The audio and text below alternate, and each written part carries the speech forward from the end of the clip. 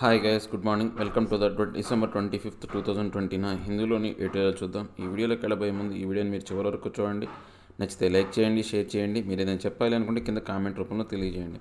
కింద డిస్క్రిప్షన్లో Telegram channel ఉందండి, ఎవరికైనా ఇంట్రెస్ట్ ఉంటే దాంట్లో జాయిన్ అవ్వండి. ఇక ఫస్ట్ ఆర్టికల్ వచ్చేసి లెర్నింగ్ టు లెట్ గో. అంటే ఇప్పుడు మనం ఏంటి అంటే కొంతవరకు వాళ్ళు విడిచిపెట్టాలన్నమాట. అంటే మనం ఏం నేర్చుకోవాలి అంటే కొంత అంశాన్ని వదిలేయటం అనేది మనం నేర్చుకోవాలి. లెర్నింగ్ టు లెట్ గో అంటే వాళ్ళే వెళ్ళిపోయేటప్పుడు అది వదిలేసే విధంగా చూడాలి అనమాట. India must ensure policy stability and not relay on retrospective law to levy tax.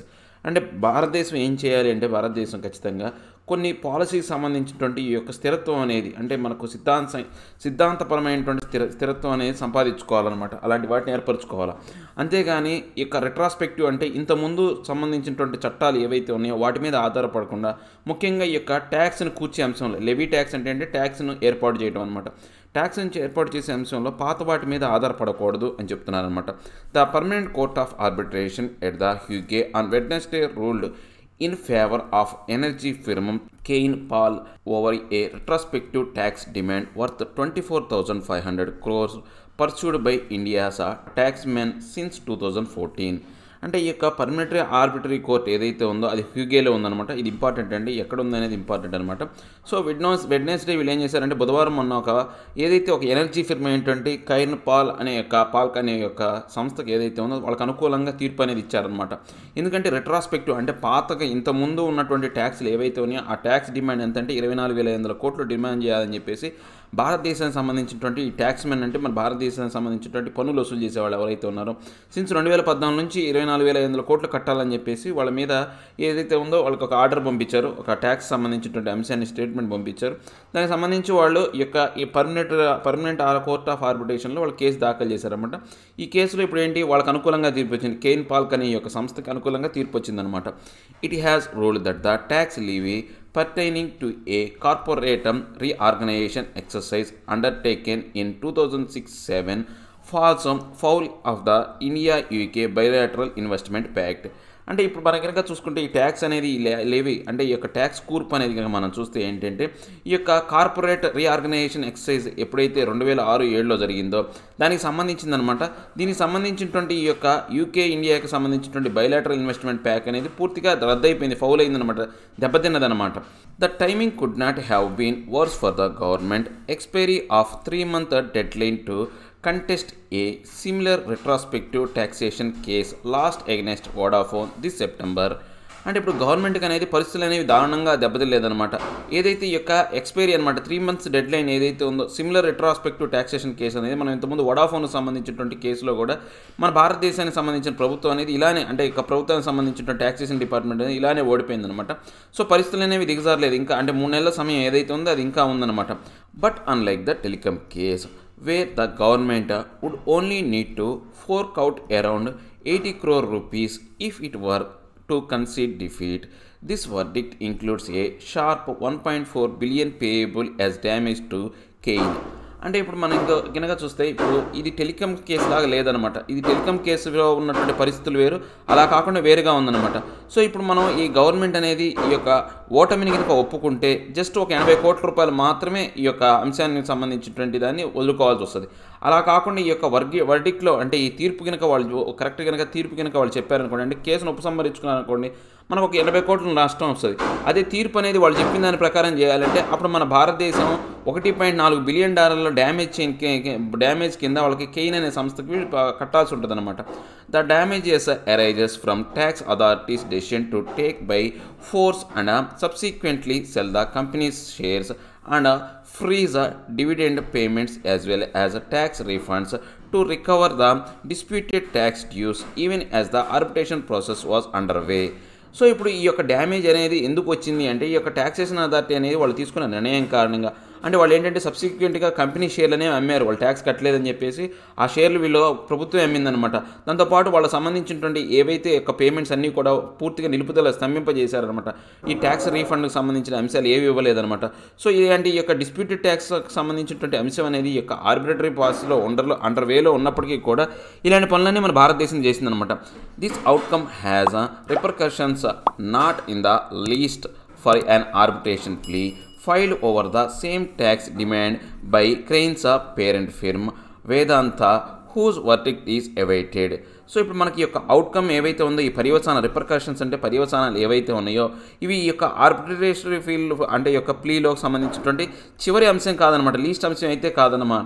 Same tax demand అనేది మనం చూసినటువంటి ఈ యొక్క కైన్కి సంబంధించినటువంటి ఈ యొక్క పేరెంట్ కంపెనీ అంటే మాతృ సంస్థ ఏదైతే ఉందో వేదాంత అనే దానికి సంబంధించినటువంటి వర్డిక్ట్ అనేది ఇంకా దానికి సంబంధించినటువంటి తీర్పు, వర్డిక్ట్ అంటే తీర్పు అనమాట, ఆ తీర్పు అనేది ఇంకా వెయిటింగ్లో ఉందన్నమాట, ఇంకా రావాల్సి ఉందన్నమాట. Second, perhaps the physical implications of such a large payment pay out to Cain when the exchequer is a cash strapped may have galvanized the government's mind about challenging the Vodafone verdict after much dithering. అంటే ఇప్పుడు మనం కనుక second అనేది ఇప్పుడు రెండో అంశం కింద మనం చూసుకుంటే బహుశా ఏంటంటే ఈ యొక్క ఫిజికల్ ఇంప్లికేషన్స్ అనేవి అంటే ఈ యొక్క ద్రవ్యపరమైనటువంటి ఈ యొక్క ఏవైతే ఉన్నాయో అంటే మన ఇంప్లికేషన్స్ అంటే మనం చెప్పాలి అంటే ఏదైతే చిక్కులు అనేవి ఆ చిక్కులు అనేవి మనం కనుక చూసుకుంటే ఇప్పుడు మనం పే అవుట్ అనేది ఈ కెయిన్ అనే సంస్థకి మన యొక్క ఖజానా నుంచి ఎక్స్చెక్కర్ అంటే ఏంటంటే ఖజానా నుంచి క్యాష్ రూపంలో వాళ్ళకి ఇవ్వాల్సి వస్తుంది అనమాట. దీని కారణంగా ఇప్పుడు మనం క్యాష్ రూపంలో కట్టాలి కాబట్టి ఈ యొక్క అంశం కారణంగా ప్రభుత్వాన్ని ఉత్తేజపరిచే విధంగా గ్యానలైజ్ అంటే ఇప్పుడు కట్టాలి కాబట్టి దాని నుంచి తప్పించుకోవాలి. సో దానికి సంబంధించి మళ్ళీ ఈ యొక్క వడాఫోన్ సంబంధించినటువంటి వర్డిక్ట్కి సంబంధించినటువంటి దాన్ని ఎదుర్కోవడం కోసం డిథరింగ్ అనమాట, దాన్ని నిలుపుదల చేయడం కోసం మళ్ళీ మనం కోర్టులో ఛాలెంజ్ చేసే అవకాశం ఉందన్నమాట. Astonishingly because it cannot take a different stands on two similar cases the court has now filed an appeal in the Vodafone matter in Singapore. So ఇప్పుడు మనకు స్పష్టంగా ఆస్టానిషబుల్ అంటే స్పష్టంగా కనపడే విధంగా చెప్పాలి అంటే ఎందుకని ఇప్పుడు మనం వడాఫోన్ సమస్యను మనం దృష్టిలో పెట్టుకున్నామంటే ఒకే అంశానికి సంబంధించి అంటే ఒకే సమస్యతో రెండు కంపెనీలతో ఉందన్నమాట. అలా ఒక కంపెనీని ఒక రకమైనటువంటి విధానంతో ఇంకో రకమైన కంపెనీని ఇంకో రకమైనటువంటి విధానంతో మనం ట్రీట్ చేయకూడదు అనమాట. టూ సిమిలర్ కేసెస్గా మనం చూడకూడదు అనమాట. అందుకోసం ఇప్పుడు ఏం చేస్తున్నారు వడాఫోన్ మీద కూడా వీళ్ళు ఏం చేస్తున్నారు మళ్ళీ అప్పీల్ అనేవి చేస్తున్నారు అనమాట. దానికి ఎక్కడ సింగపూర్లో అప్పీల్ చేస్తున్నారు అనమాట. ఏ similar appeal to can be expected on Cain. So ఇలాంటి అప్పీల్ అనేవి కెయిన్ మీద కూడా చేస్తారనమాట. అంటే మన భారతదేశం అనేది ట్యాక్స్ కట్టడం అనే దానికి సంబంధించినటువంటి అప్పీల్ అనేది జరుగుతుంది అనమాట. Finance minister Nirmala Sitharaman has reportedly asserted that India retains the sovereignty right to levy taxes. So ఇప్పుడు ఫైనాన్స్ మినిస్టర్ నిర్మలా సీతారామన్ ఏంటంటే తరచూ ఒక అంశాన్ని ఆమోదిస్తున్నారనమాట. భారతదేశానికి ఈ యొక్క రీటైన్ ఏంటంటే పట్టి ఉంచడం అనమాట, రీటైన్ ఉండో లేకపోతే పట్టి ఉంచడం కలిగి ఉంటాం అనమాట. ఏవైతే ఈ యొక్క ట్యాక్సులు విధించే ఈ ట్యాక్సుల కూర్పులో సార్వభౌమత్వం అనేది ఉంది అని చెప్తూ వస్తుందన్నమాట. The arbitrators do not seem to be disrupting that.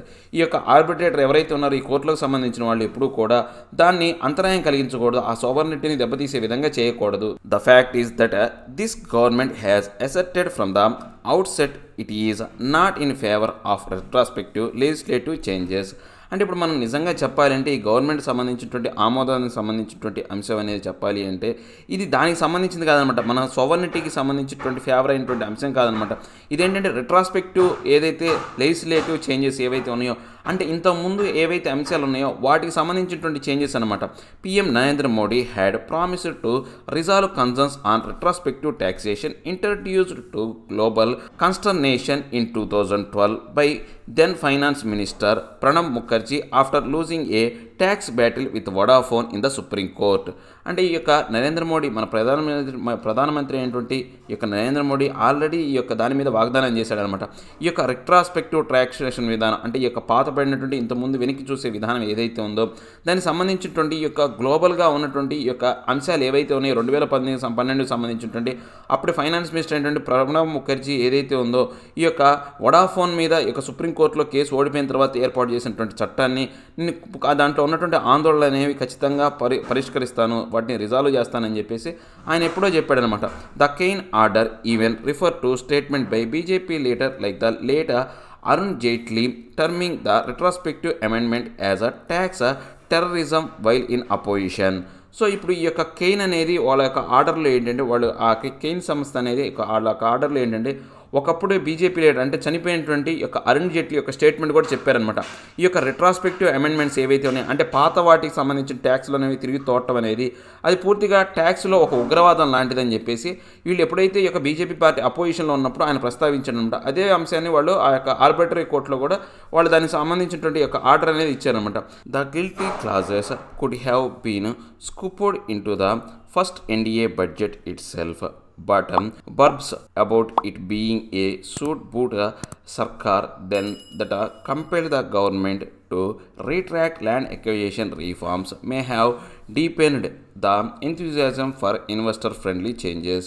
So ఈ యొక్క అంశం ఈ యొక్క గుల్టీ క్లాషెస్ అనేవి అంటే ఈ యొక్క చట్టాల్లో ఉన్నటువంటి లోపాలు ఏవైతే ఉన్నాయో ఈ తప్పులతో కూడినటువంటి చట్టాలు అనేవి ఈ యొక్క ఎన్డీఏ బడ్జెట్ ఫస్ట్ బడ్జెట్లోనే దీన్ని ఏది స్కుప్పుడ్ అనమాట. అంటే స్కుప్పుడ్ అంటే ఏంటంటే ఒక బోటుకి ఒక హోల్ అనేది ఉంటుంది, ఒక రంధ్రం ఉంటుంది అనమాట. దాంట్లోకి వచ్చినటువంటి ఏదైతే సముద్ర నీళ్ళు కావచ్చు ఈ యొక్క నదీ నీళ్ళు అనేవి అది బయటికి తోడుతూ ఉంటుంది అనమాట. అంటే ఏవైనా లోపాలు అనేవి ఉంటే ఆ లోపాలని బయటికి నెట్టే విధంగా ఫస్ట్ ఎన్డీఏ బడ్జెట్లోనే వీటి మీద చర్యలు తీసుకోవాలి.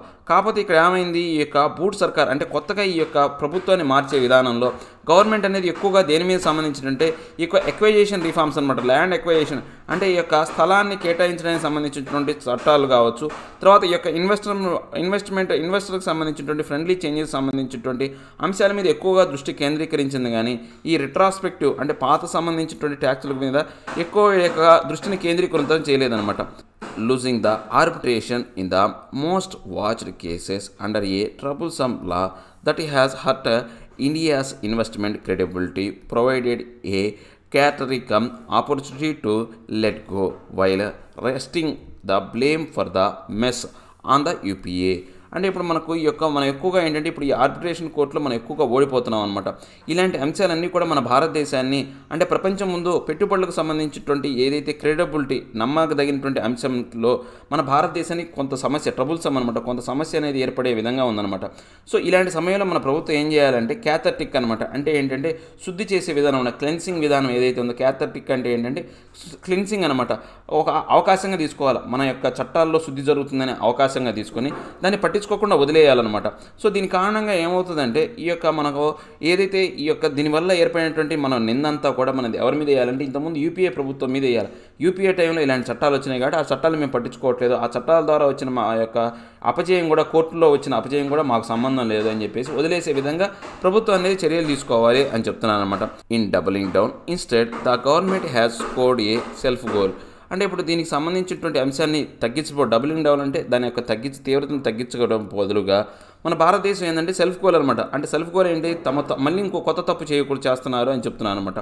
It's aspirations to rope in global investment must be matched by ensuring policy stability and creating a robust regulatory framework.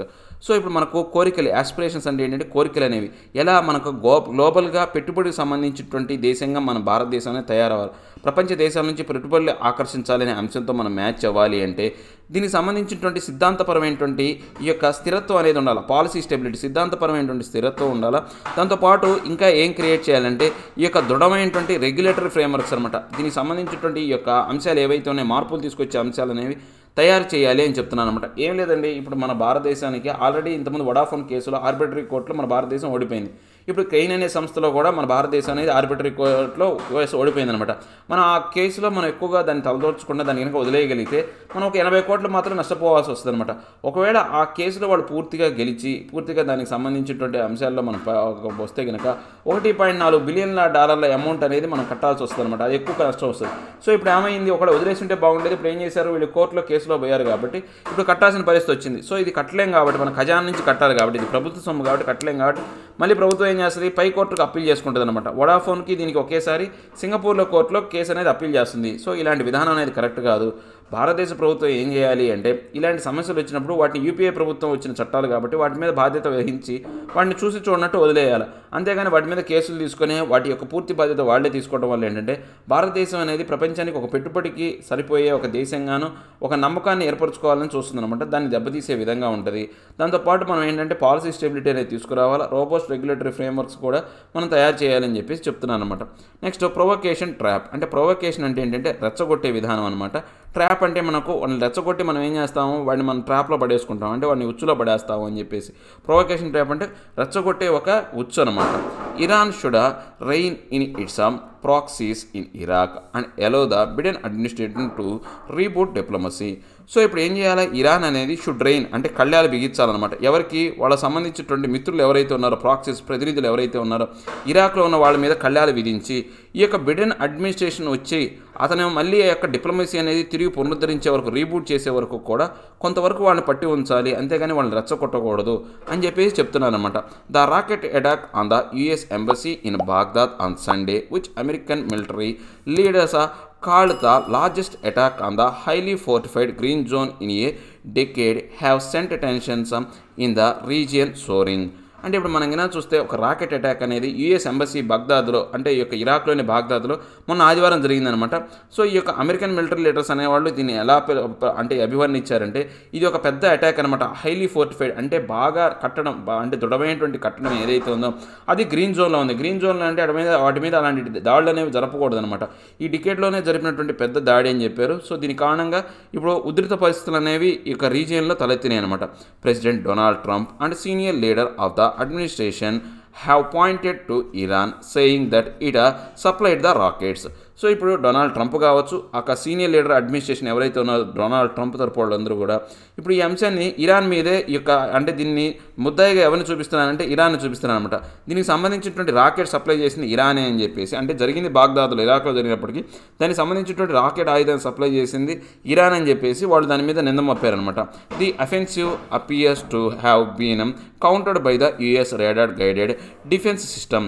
So దీనికి సంబంధించినటువంటి ఎదురుదాడి అంటే అఫెన్సివ్ అంటే దానికి ఇప్పుడు తిప్పుకొట్టే దాడి ఏదైతే ఉందో దాన్ని కౌంటర్ చేయడానికి ఎవరు చేస్తున్నారంటే యుఎస్ సంబంధించినటువంటి రాడార్ గైడెడ్ డిఫెన్స్ సిస్టమ్ అనే వాళ్ళు చూస్తున్నారన్నమాట. అంటే రాడార్ ద్వారా వాళ్ళు ఏంటి ఆ యొక్క గైడెడ్ సిస్టమ్ ద్వారా అంటే మనుషులతో లేకుండానే వాళ్ళు అంటే దాడి చేస్తూ ఉంటారనమాట. ఇంతకుముందు ఇక సోలిమనీని కూడా అలానే చంపారనమాట. Mr Trump has warned that he would hold Iran responsible if one American is killed. So ఇప్పుడు ట్రంప్ ఏమని ఒక వార్నింగ్ ఇచ్చాడు అంటే వాళ్ళ మీద ఏమైనా వార్నింగ్ ఇచ్చారంటే ఎవరైనా కానీ అమెరికా పౌరుడు చనిపోతే దానికి పూర్తి బాధ్యత ఎవరిది అంటే రెస్పాన్సిబిలిటీ బాధ్యత ఎవరిది అంటే ఇరాన్ అని మేము చూస్తాము అని చెప్పేసి ఆయన ఒక వార్నింగ్ కూడా ఇచ్చాడనమాట. The attack comes at a volatile time for Iran America relations which have collapsed after Mr Trump took the US out of the Iran nuclear deal unilaterally in 2018 and reimposed sanctions. So ఇప్పుడు ఈ యొక్క attack అనేది ఎప్పుడు జరిగిందంటే ఒక భిన్నమైన volatile అంటే ఏంటంటే ఒక స్థిరత్వం లేని సమయంలో జరిగిందనమాట. అంటే ఊగిసలాడే సమయం, వాలటైల్ అంటే ఒక స్థిరత్వం లేని సమయంలో జరిగిందనమాట. సో ఎప్పుడు జరిగింది, ఇరాన్ అమెరికా రిలేషన్స్ అనేవి బాగా దెబ్బతిన్నాయి అనమాట. ఎప్పుడు దెబ్బతిన్నాయి అంటే ట్రంప్ అనే అతను ఈ యొక్క యుఎస్కు సంబంధించినటువంటి ఇరాన్కి న్యూక్లియర్ డీల్లో పూర్తిగా యూనిలేటరల్గా అంటే ఆయన ఏకీకృతంగా బయటకు వచ్చేసాడు అనమాట. ఎప్పుడు 2018లో బయటకు వచ్చాడు. ఆ 2018లో బయటకు వచ్చి వాళ్ళ మీద ఏంటి ఆంక్షలు అనేవి విధించాడు అనమాట. ఆంక్షలు విధించినప్పటి నుంచి వాళ్ళిద్దరి మీద సంబంధాలు అనేవి దెబ్బతిన్నాయి అనమాట. He had reportedly sought options to launch strikes on Iran immediately after his election defeat but was dissuaded by cabinet colleagues. యాక్చువల్గా ఇతను ఏంటంటే చాలా కాలం నుంచి ఈ యొక్క ఇరాక్ మీద దాడులు చేయాలి, ఎప్పుడైతే అతను ఎలక్షన్లో ఓడిపోయాడో అప్పటి నుంచి కూడా ఈ యొక్క ఇరాన్ మీద దాడులు చేయాలని చెప్పేసి చాలాసార్లు ఆయన చేయాలనుకున్నాడు. కానీ అక్కడ క్యాబినెట్ కొలీగ్స్ ఎవరైతే ఉన్నారో అతని సహచరులు ఎవరైతే ఉన్నారో దాన్ని ఏంటంటే ప్రోత్సహించలేదన్నమాట. డిస్ట్యూడెడ్ అంటే డిస్కరేజ్ చేశారు, దాన్ని ప్రోత్సహించకుండా దాన్ని తగ్గించారన్నమాట, చేయనీయకుండా చేశారు. With his exit soon from the White House and Joe Biden the next president promising to revive the nuclear deal there is a window of opportunity to restart the diplomatic process. So ఇప్పుడు ఏదైతే ఉందో ఈ తొందరలోని ఈ white హౌస్కి అధికార మార్పిడి అనేది జరుగుతుంది. జియో బిడెన్ అనే అతను ప్రెసిడెంట్గా మళ్ళీ తిరిగి ప్లేస్లోకి వస్తాడనమాట, నెక్స్ట్ ప్రెసిడెంట్గా వస్తాడనమాట. సో అతను ఏం చెప్పాడు, ఆల్రెడీ ఈ యొక్క న్యూక్లియర్ డీల్ అనేది తిరిగి పునరుద్ధరిస్తాను, రివైవ్ అంటే తిరిగి పునరుద్ధరిస్తానని చెప్పేసి ఆల్రెడీ ఆయన ప్రామిస్ చేశాడనమాట. సో అతను వచ్చే వరకు ఈ యొక్క డిప్లొమాటిక్ ప్రాసెస్ అనేది ఒక అవకాశం కల్పించే విధంగా ఇరాన్ అనేది వెయిట్ చేయాలి, ఒక విండో, ఒక స్థానం అనేది కల్పించాలి అని చెప్తున్నారు అనమాట. But attacks like this threaten to push both the countries into an open conflict. So ఇలాంటి రకమైనటువంటి దాడులు అనేవి రాబోయే కాలంలో ఇద్దరి మధ్య, రెండు దేశాల మధ్య ప్రమాదకరమైనటువంటి యుద్ధం వచ్చే పరిస్థితులు అనేవి, థ్రెటన్స్ అనేవి ఉన్నాయన్నమాట, ప్రమాదాలు అనేవి ఉన్నాయన్నమాట. When the US killed top Iranian general Qasim Soleimani in January this year, American officials claimed that the drone strike in the Iraqi capital had re-established America's deterrence. So ఇప్పుడు ఎప్పుడైతే యుఎస్కి సంబంధించినటువంటి ఆర్మీ వాళ్ళు ఈ యొక్క ఇరాన్ జనరల్ అయినటువంటి ఈ యొక్క కసిం సొలిమనీ అనే అతన్ని ఈ సంవత్సరం జనవరిలో చంపేశారనమాట. అప్పుడు ఈ యొక్క అమెరికన్ అఫీషియల్స్ ఏం చెప్పారు అంటే డ్రోన్ స్ట్రైక్ వల్ల ఈ యొక్క ఇరాన్ క్యాపిటల్లో మళ్ళీ అమెరికాకు సంబంధించినటువంటి ఈ యొక్క నియంత్రణ అనేది అంటే డిటరెన్స్ అనేది నియంత్రణ అనేది మళ్ళీ ఏర్పాటు చేయబడింది, రీఎస్టాబ్లిష్ చేయబడింది అని చెప్పారనమాట. But Iran had launched retaliatory missile attack on US military camps in Iraq wounding several soldiers. కానీ అప్పుడు ఇరాన్ ఏం చేసింది, పూర్తిగా మళ్ళీ వాళ్ళ మీద రిటాలియేటరీ అంటే ప్రతీకార చర్యలు అనేవి చేసిందనమాట. మిసైల్ అటాక్ అనేది యూఎస్ మిలిటరీ క్యాంపెయిన్ చేసిందనమాట. దాని కారణంగా చాలామంది యొక్క సైనికులు అనేవాళ్ళు దెబ్బతిన్నారనమాట. And since then pro-Iran Shia militia in Iraq have launched missile attacks at the green zone that houses the embassy and repeatedly targeted American supply lines inside Iraq. So ఆ రోజు నుంచి కూడా ఏంటంటే ఈ యొక్క ఇరాన్కి సంబంధించినటువంటి ఈ యొక్క షియా మిలిటిషియా అనే వాళ్ళు ఎవరైతే ఉన్నారో షియాకి సంబంధించినటువంటి యొక్క ఏదైతే ఉగ్రవాద సంస్థ ఏదైతే ఉందో ఆ ఇరాక్లో ఉందన్నమాట. వాళ్ళు ఏం చేస్తున్నారో ఈ యొక్క మిసైల్ అటాక్ అనేది ఈ గ్రీన్ జోన్స్ అయినటువంటి ఏదైతే ఎంబసీస్ మీద వాళ్ళ ఇళ్ల మీద దాడులు చేయడం అనేది దాంతోపాటు అమెరికన్ సప్లై లైన్ ఇన్సైడ్ ఇరాక్లో ఏదైతే ఉందో వాటి మీద దాడులు చేయడం అనేది సర్వసాధారణంగా జరుగుతుందన్నమాట. The US had earlier down seized it's embassy staff, closed the consulate in Basra and decided to reduce troops in Iraq.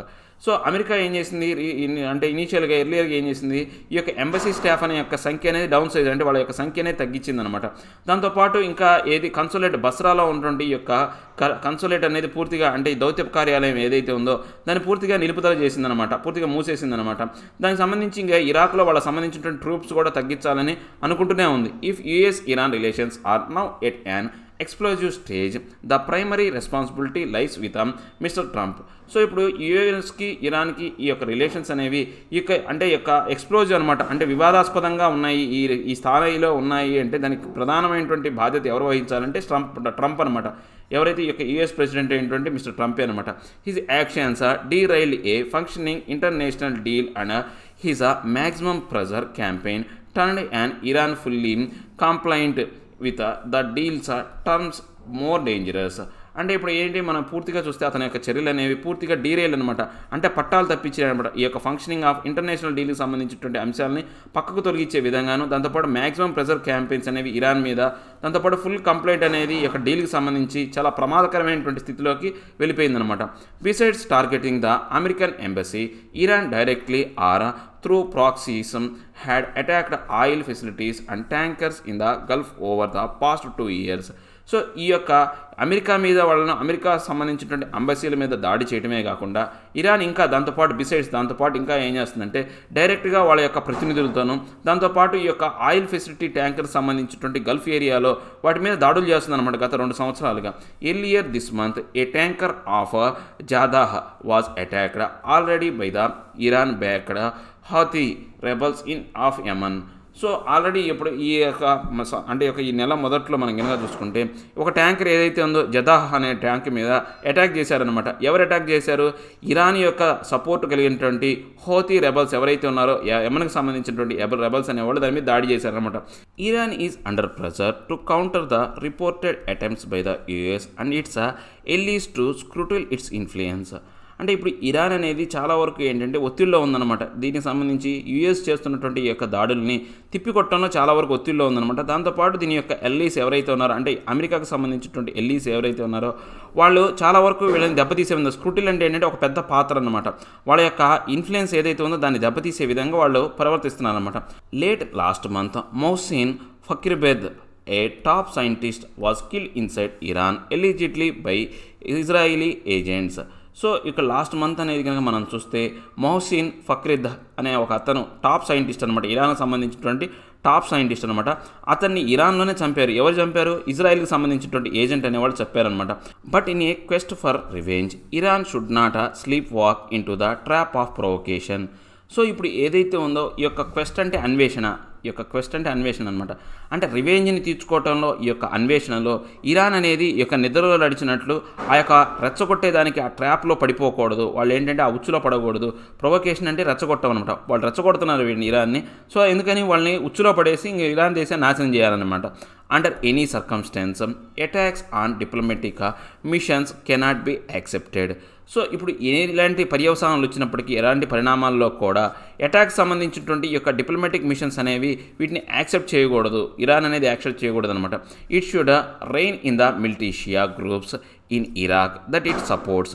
So ఇప్పుడు ఇంకా ఏం చేయాలా, ఇరాన్ అనేది ఏం చేయాలా, వాళ్ళకి సంబంధించిన మిలిటీషియా గ్రూప్స్ ఇరాక్లు ఏవైతే ఉన్నాయో వాటికి మీద కళ్యాలు అంటే వాటి మీద ఏంటి పట్టు సాధించి వాటిని కంట్రోల్ చేయాలన్నమాట. It must give the Biden administration a chance to reboot diplomacy which is the larger interest of Tehran as well as wider West Asia. So ఇప్పుడు ఏంటి, వీళ్ళు ఇరాన్ అనేవాళ్ళు ఈ యొక్క బిడెన్ అడ్మినిస్ట్రేషన్కి ఒక అవకాశం ఇవ్వాలన్నమాట. ఎందుకని ఈ యొక్క దౌత్యపరమైనటువంటి అంశాలని తిరిగి పునరుద్ధరించడం అనమాట. రీబూట్ అంటే తిరిగి మొదలు పెట్టడం అనమాట, అంటే ప్రక్షాళన చేయడం అని చెప్పొచ్చు అనమాట. ప్రక్షాళన చేసి ఏదైతే ఉందో ఆ యొక్క టెహ్రాన్ ఇంట్రెస్ట్ అంటే ఇరాన్ యొక్క ఇంట్రెస్ట్లు ఏవైతే ఉన్నాయో వాటిని నెరవేర్చే విధంగా, దాంతోపాటు వెస్ట్ ఏషియాలో ఉన్నటువంటి ఈ యొక్క సమస్యలు ఏవైతే ఉన్నాయో పరిష్కరించడానికి ఈ యొక్క బిడెన్కి ఒక అవకాశాన్ని కల్పించాలి అని చెప్తున్నారు అనమాట. ఏం లేదండి, ఈ యొక్క ఇరాక్ సంబంధించినటువంటి ఈ యొక్క ఏదైతే ఉందో అంటే అమెరికా ఎంబసీ మీద, ఇరాక్ దేశంలో ఉన్నటువంటి అమెరికా ఎంబసీ మీద ఇరాన్ సానుభూతిదారులు అనేవాళ్ళు దాడి చేశారనమాట. అదేంటంటే ఈ యొక్క గ్రీన్ జోన్ అనమాట. గ్రీన్ జోన్ అంటే ఎటువంటి దాడులు అనేవి జరపకూడదు అనమాట. దాంతోపాటు బాగా ఫోర్టిఫైడ్ పెద్ద కోట లాంటిది అది. దాని మీద దాడి చేయడాన్ని ఎలా చూశారు అంటే ఇరాన్ అనేది రెచ్చగొట్టే విధంగా ఉంది. సో దీనికి సంబంధించినటువంటి రాకెట్ సప్లై చేసింది ఇరానే అని చెప్పేసి ట్రంప్ చెప్పాడు. దాంతోపాటు ఏ ఒక్క అమెరికా పౌరుడు చనిపోయినా కానీ దానికి పూర్తి బాధ్యత అనేది ఇరాన్ వహించాలి అని చెప్పేసి అమెరికా ప్రెసిడెంట్ డొనాల్డ్ ట్రంప్ చెప్పాడంటన్నమాట. సో ఇలాంటి విధానం అనేది అంటే ట్రంప్ కారణంగానే ఇలాంటి పరిస్థితులు అనేవి వచ్చినాయి. ట్రంప్ యొక్క వ్యవహార శైలి కారణంగానే ఇలాంటి పరిస్థితులు అనేవి వచ్చినాయి. సో ఇరాన్ కొంతకాలం వెయిట్ చేయాలా, కనీసం బిడెన్కి ఈ యొక్క సమస్యను పరిష్కరించడానికి సరైనటువంటి అవకాశాన్ని కల్పించే విధంగా చర్యలు తీసుకునే విధంగా కొంతవరకు ఆయన డిప్లొమసీకి దౌత్యపరమైనటువంటి అంశాలకు ప్రాధాన్యత ఇచ్చే విధంగా కొంతవరకు వెయిట్ చేయాలి అని చెప్తున్నాను అనమాట. సో ఇవండి ఈరోజు నా హిందూలో అంటూ ఆర్టికల్ ఎక్స్ప్లెనేషన్. నా ఎక్స్ప్లెనేషన్ మీకు నచ్చే ఉంటుంది అనుకున్నాను. నచ్చితే లైక్ చేయండి, షేర్ చేయండి. మీరు ఏదైనా చెప్పాలి అనుకుంటే కింద కామెంట్ రూపంలో తెలియజేయండి. ఇంకా సబ్స్క్రైబ్ అవ్వడం ఎవరైనా ఉంటే సబ్స్క్రైబ్ అవ్వండి. Thank you.